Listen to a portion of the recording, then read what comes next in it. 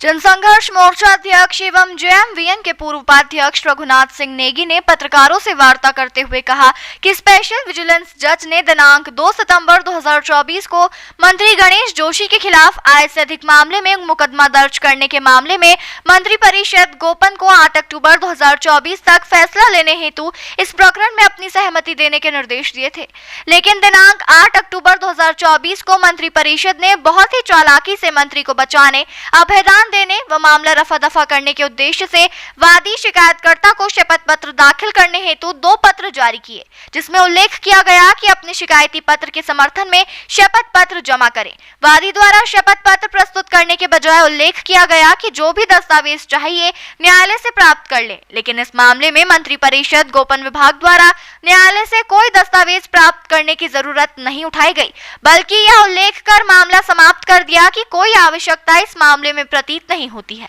तथा मामला निक्षेपित किया जाता है। यहाँ प्रश्न यह उठता है कि जब मामला न्यायालय में विचाराधीन है तथा जांच भी न्यायालय के निर्देश पर हो रही है एवं इसके अतिरिक्त न्यायालय ने मंत्रिपरिषद गोपन विभाग को दस्तावेज प्रेषित किए थे, तो फिर शपथ पत्र की जरूरत क्यों आन पड़ी? प्रश्न यह भी उठता है कि यहाँ सरकार मामले की जांच नहीं करा रही, बल्कि न्यायालय के निर्देश पर ही सब कुछ हो रहा है, तो फिर शपथ पत्र का बहाना क्यों? दुर्भाग्य की बात है कि ऐसे भ्रष्ट मंत्री जिनके पास 20 से 22 साल पहले संपत्ति के नाम पर कुछ भी नहीं था, आज इन 20 से 22 वर्षों में करोड़ों के साम्राज्य स्थापित कर लिए हैं तथा सैकड़ों करोड़ों रुपए की ही अघोषित बेनामी संपत्तियां इकट्ठी कर ली है। ऐसे भ्रष्ट मंत्री को सरकार में बने रहने देना जनता के साथ बहुत बड़ा खिलवाड़ है। नेगी ने कहा कि वैसे तो यह मामला बहुत ही चालाकी से शिकायतकर्ता की जुला बदर की कार्रवाई के पश्चात ही मैनेज कर लिया गया था। इस मिली भगत के मामले में प्रदेश की जनता सरकार को कभी माफ नहीं करेगी और यह कलंक हमेशा सरकार के सिर पर रहेगा। मोर्चा सरकार से मांग करता है कि शपथ पत्र का बहाना छोड़ ऐसे भ्रष्ट मंत्री के खिलाफ अनुमति प्रदान करें, जिससे ऐसे भ्रष्ट मंत्री जेल की शोभा बढ़ा सके। मोर्चा ऐसे भ्रष्ट मंत्री को किसी भी सूरत में नहीं छोड़ेगा। पत्रकार वार्ता में मोर्चा महासचिव आकाश पवार व दिलबाग सिंह मौजूद थे। नेगी जी पीसी कर रहे हैं, क्या है आज?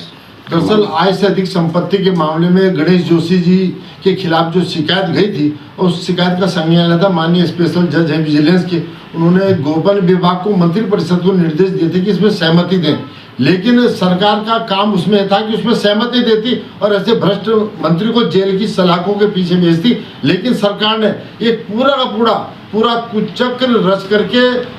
इस मामले में 2 शपथ पत्र मांगे हैं। पहले एक तरह से एक शपथ पत्र मांगा शिकायतकर्ता से कि आप शपथ पत्र दें, फिर दोबारा कहा कि फिर शिकायत पत्र दीजिए, वो एक शपथ पत्र दीजिए। लेकिन इसमें जो शिकायतकर्ता ने ये कहा है कि जो भी आपको दस्तावेज चाहिए माननीय न्यायालय से आप प्राप्त कर सकते हैं। अब आप यहाँ पर खेल समझ लीजिए, जब ऑनरेबल कोर्ट ने गोपन विभाग को निर्देश दिए तो उसमें सारे के सारे दस्तावेज भी भेजे, फिर शपथ पत्र की जरूरत क्यों आन पड़ी? दूसरी बात यह है कि अगर कोई व्यक्तिगत तौर पे कोई आदमी अगर माननीय न्यायालय से हट के उसमें कोई जांच की बात करता है, कोई शिकायत करता है, तो तब शपथ पत्र की बात चलती है। लेकिन सरकार ने इस मामले को रफा दफा करने के लिए शपथ पत्र का बहाना बना के इस मामले को ही खत्म कर दिया और इसमें यह उल्लेख कर दिया कि अब कोई जांच की जरूरत नहीं है, कोई मामला हम इसको क्लोज, इस चैप्टर को ही क्लोज करते। तो एक तरह से भ्रष्ट मंत्री को बचाने के लिए इस तरह का जो साजिश रची जा रही है, सैकड़ों करोड़ की जो अवैध संपत्ति अब तक अर्जित कर ली है इस भ्रष्ट मंत्री ने, और उसके साथ साथ सैकड़ों करोड़ रुपए की जो अघोषित संपत्तियां उनके द्वारा इकट्ठी की गई है, ऐसे मंत्री को बाहर का रास्ता दिखाना चाहिए था, इनके खिलाफ मुकदमा कायम होना चाहिए था और ये जेल की सलाखों में इनको डालना चाहिए था, क्योंकि एक नजीर बन जाएगी इस प्रदेश के अंदर। अगर ऐसे भ्रष्ट मंत्री इस तरह से लगातार अपना साम्राज्य बढ़ाते रहेंगे, आर्थिक साम्राज्य, तो निश्चित तौर पे प्रदेश की जनता के लिए ये सेहत के लिए भी अच्छा नहीं है। जनसंघर्ष मोर्चा की तो यही मांग है सरकार से कि ऐसे मंत्री का बचाव करने के बजाय इन्हें सलाखों के पीछे भेजें। और जनसंघर्ष मोर्चा इसमें चुप बैठने वाला बिल्कुल भी नहीं, चाहे हमें आंदोलन करना पड़े, चाहे हमें न्यायालय की शरण लेने पड़े, लेकिन इस भ्रष्ट मंत्री को हम किसी भी सूरत में नहीं बख्शेंगे। ये बहुत बड़ा गुनाह इन्होंने किया है।